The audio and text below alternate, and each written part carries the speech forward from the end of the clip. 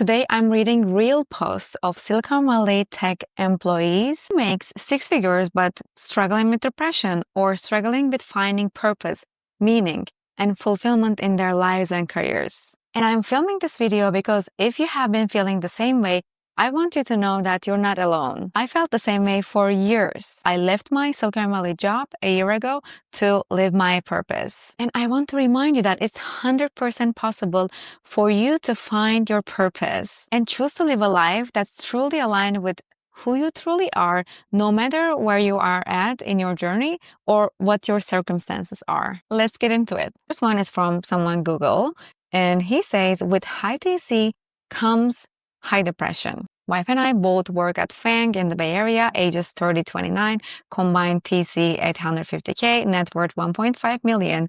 No debts, renting, student loans paid off, no kids, perfect health. Aware of how lucky we are to have this life. Absolutely. Just had another of those stressful days at work where both end up fully exhausted. Then we had a big fight over a small issue. Went to bed angry at each other, drained all energy, but I can't sleep, questioning myself how we will sustain this life, feeling the sense that our life and our youth is slipping by while we keep drudging alone. Yeah, I know this feeling. When you are not working on your purpose and when you don't find any meaning at your job that you spend half of your awake time, this is how you would feel, and he's absolutely right feeling this way. I can tell that he doesn't like what he's doing. We have been planning a home purchase. Bank approved a loan for a 2.5 million home with 20% down.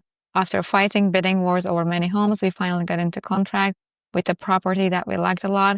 Then we backed out because we couldn't commit to working our jobs long enough to pay off the mortgage. Can't imagine putting away so much of our monthly cash into a mortgage. Anything cheaper than 2 million is difficult to get excited about. They'd rather rent. They don't like their job, so they don't want to commit because it feels scary. Also, it's a huge trap for many people here making their life goals buying a house because they make a lot of money with their salaries and they feel very purposeless. So they always direct their purpose or think their purpose is something materialistic, buying something or having a kid or buying a house, paying a mortgage and things like that. So this is very common actually. When people are truly purposeless, they make and that can be sad. And sooner or later, they realize that's not the point of life and their purpose. Oh yeah, the next thing he says is thinking about having kids, but we get worried by all the shit that's happened in the world, wondering what's the point of bringing someone to a world like this. They have a pessimistic view of the world, unfortunately, and seeing the stress that our colleagues who are parents go through each day scares us. You are absolutely right, because when you don't create that meaning in your life, you will think that the world is scary and meaningless. He continues, while in school, I pictured myself solving big problems, creating real value, inventing something useful or running a successful company. Right now, I'm just a cog in a $1 trillion machine. On the other hand, it feels difficult to survive in the Bay Area on a startup salary.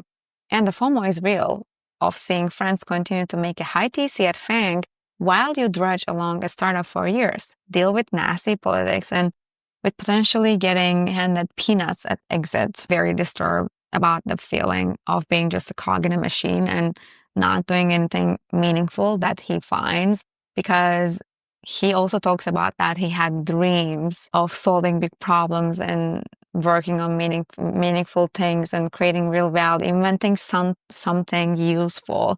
He specifically talks about inventing too. So that's what actually realizing that the real life and a really good job in society's eyes doesn't give him that. And he feels like a cog in a machine, which is true. It's not that we never have any good times though. Most of the weekends we enjoy each other's company and love doing stuff together, but the jobs are crushing our souls, sucking away our time and energy, and turning us against each other. When we think about the future, we get depressed by the non-stop treadmill. We think of running away, leaving everything behind. This is interesting actually, because he sees it in the two different sides of the spectrum. Either you just run away, leaving everything behind, or You just continue in this treadmill, nonstop treadmill, he says. And that idea is very depressing, as he says. And the other thing that they can do, actually work on your corporate exit and build something meaningful and also make great money doing that. Enough money. So that's something to think about. He continues, but we are immigrants. We came from humble backgrounds. Leaving behind this kind of money simply feels wrong. I understand that. I also come from immigrant background and humble background. My family were immigrants, and I immigrated by myself to US, barely speaking English. I mean, I obviously knew English because I came here to study, but I didn't understand anything for a couple of weeks because my English was not that great. But so I definitely understand that when you have the best job in the world and when you're in the top 5%, it feels crazy to not be grateful. But this is also not about being ungrateful. This is about not living your true purpose, not living in alignment with your values. And if you're feeling this way, if you're depressed, that means that the life is pushing you to live in alignment with your true self and really fulfill your true potential, because otherwise you wouldn't feel this way, would you? Also, our visas are tied to our jobs, so we keep dreaming about making enough, then making an escape. That makes sense. That's part of the exit strategy, but enough never materializes. The goal keeps shifting. Yeah, because you don't have the right goals and you don't know your true purpose and you don't focus on self-discovery. You always look at the answers outside, which can be helpful, but this has to be done in balance. You also have to look at inside and know yourself and set the right goals. Also, you can look at outside and have other goals. So this should be balanced. But if you always look at others, if you don't truly know yourself, then of course, enough is never enough. I've seen that in many people. I know that that is just something that people experience. I don't know if I'll even survive to enjoy the money in the end. If not pandemic, depression might kill me. That's true. Nothing in life is guaranteed. I think this person might be having a spiritual awakening. He knows that the destination doesn't matter as much as the journey, and he feels not great about it. He doesn't trust the destination, which he shouldn't, because that's not in his control, right? Overall, I can definitely understand that this is a very frustrating place to be, because it is very hard to find a way out from this, because whatever decision that you're going to take is going to be challenging.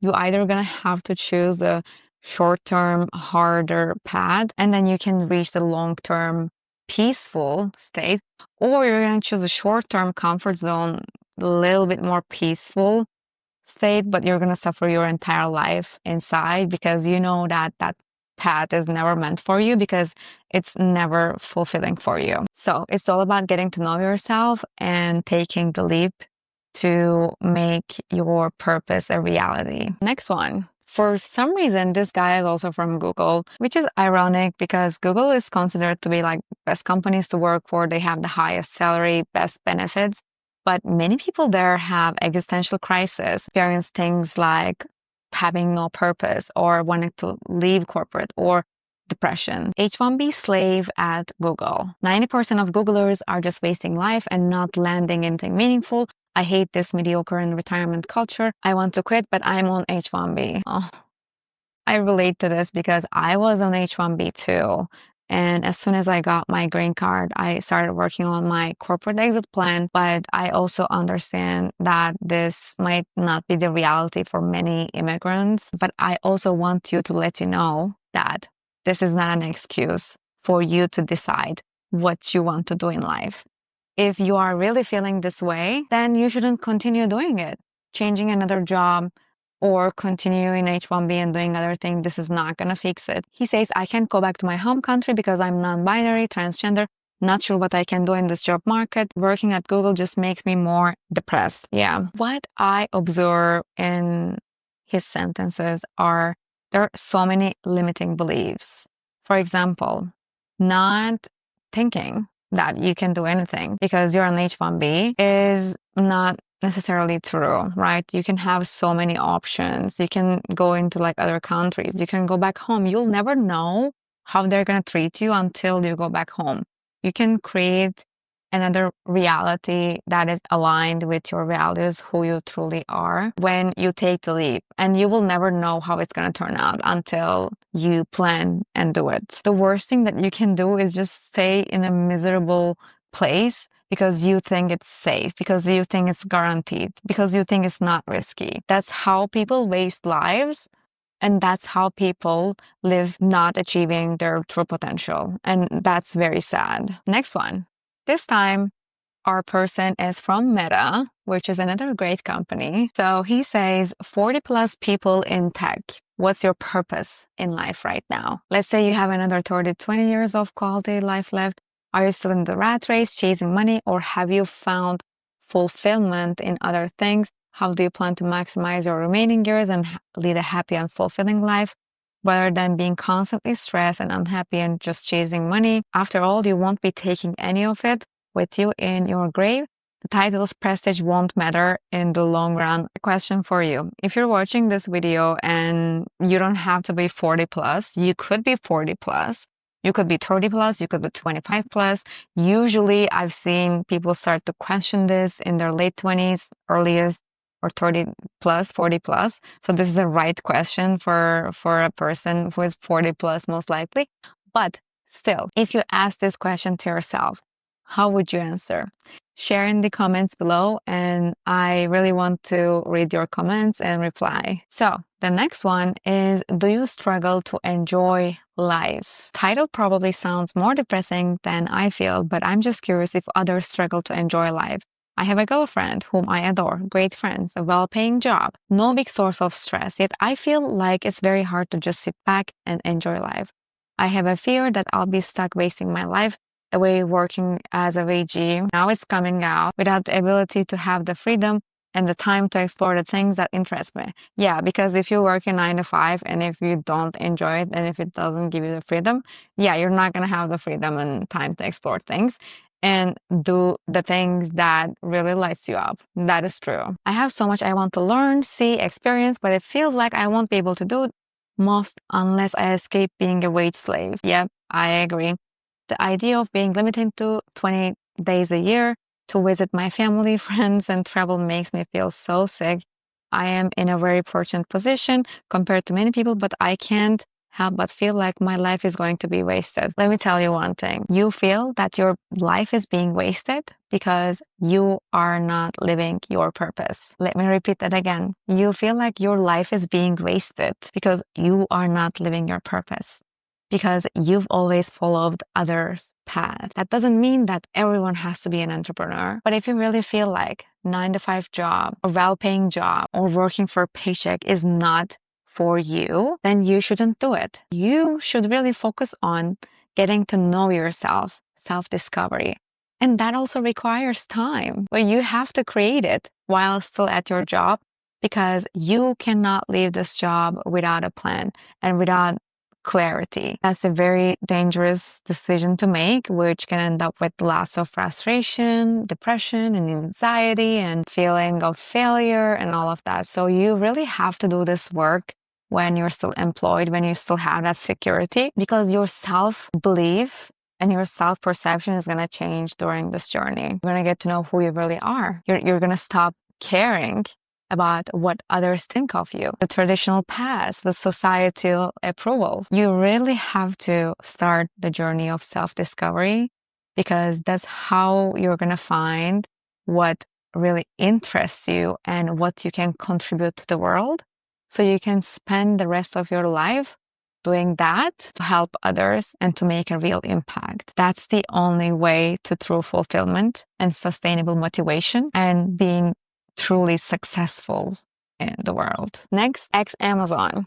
Net worth crossed 5 million, hitting midlife crisis, need purpose. That's self-aware. He's saying, I'm having a midlife crisis and I need purpose. Late 30s, family net worth crossed 5 million with current bull market. Don't know if worth celebrating. I don't feel much. Ooh. You know, this is what happens when people don't question what their purpose is in life, and they think their purpose is just making money. That's why when you hit those milestones, you don't feel like you want to celebrate that because that was never your purpose. How ironic, right? Expenses are $200K in VHCOL. I don't know what that means. If you know that, comment below, including young kids and their private school activities, vacations, etc. Kids are both under 7, so I can't even think of stopping work fire right now. That's a very interesting perspective because I think he has to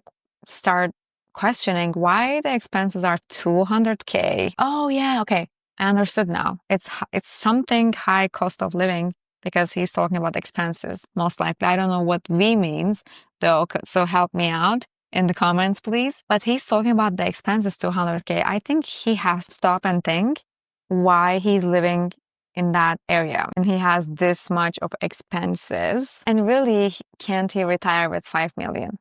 Because usually it's a chicken egg problem.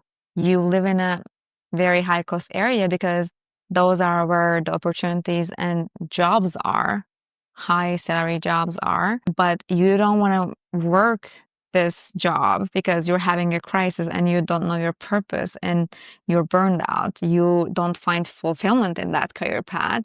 But you keep doing that because you gotta pay the rent, you gotta pay the mortgage, you gotta send the kids to the private school, whatever, right? Where you could do this at a much cheaper rate when you create another life for yourself outside of this place. That's how people get themselves stuck. They choose to live in very high cost places because they want to work these cool jobs, and then they have all these high expenses and they can change their career because they got to pay for them. What if the solution is to start from how you can design your expenses in a way that what you care the most about, what's really important to you?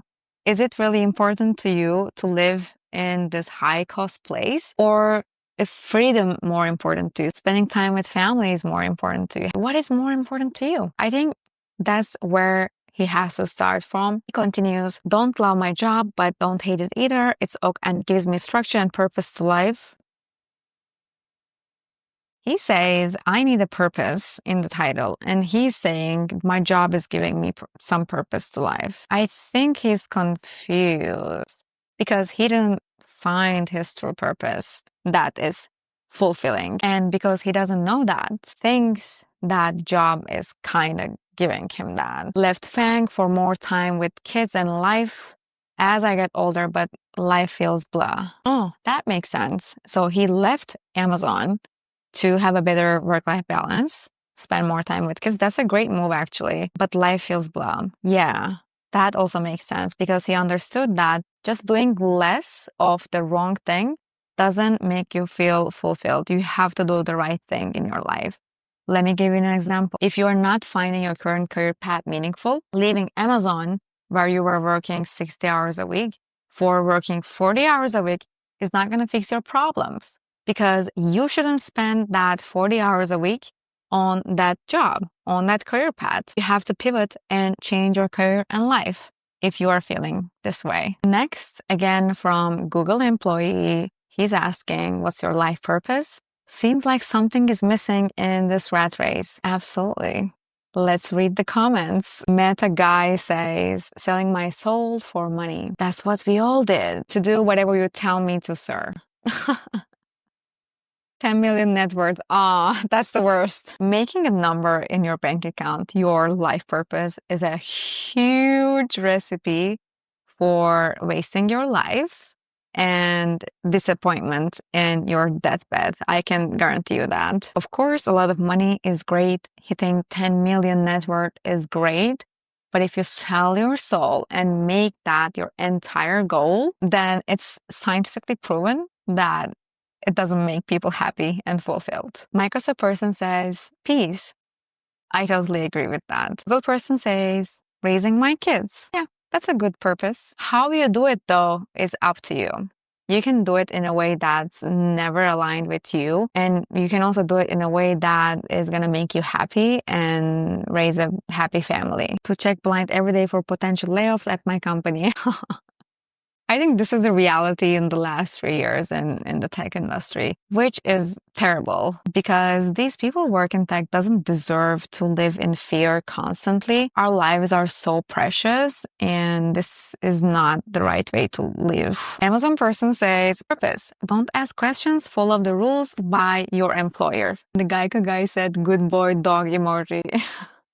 To create value for shareholders. Rat race is the real purpose of life. How depressing. Your life's purpose is to make sacrifices for the sake of execs and shareholders. Don't question this too much. Just keep chugging along and take whatever shit drops on you. Also, don't forget to produce the next generation of rats. Those billions won't sustain themselves.